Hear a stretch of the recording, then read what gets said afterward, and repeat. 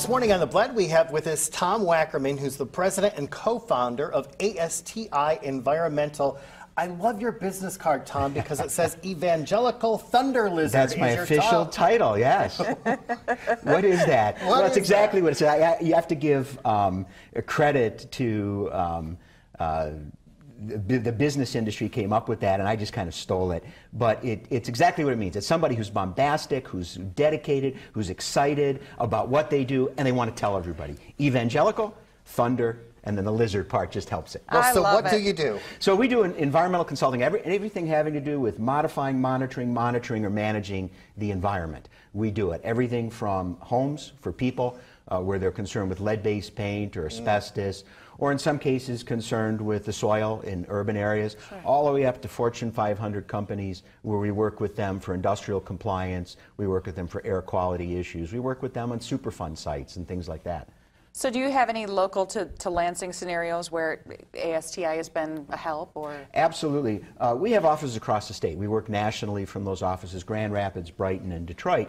But Lansing, being the state capital and being a community that's redeveloping, and there's lots of things going on here.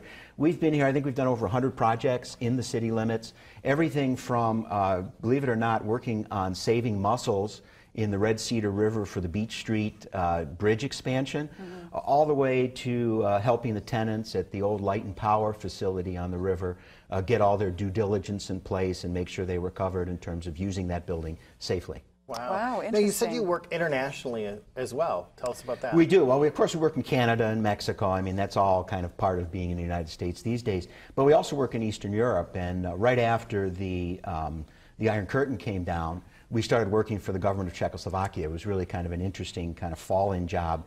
We were over there doing a trade mission with Wayne State University, where I taught for 20 years.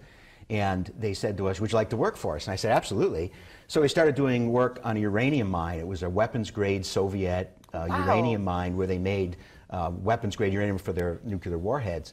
And the government said, can we take this mine, which really was just a valley that they had filled with waste in the mountains. They had moved everybody out of this little town. They had picked up the church, moved it across the mountain, put it somewhere else, built concrete bunker housing for all the people, and said, in 2 weeks, we're covering your valley with waste. Get out of here.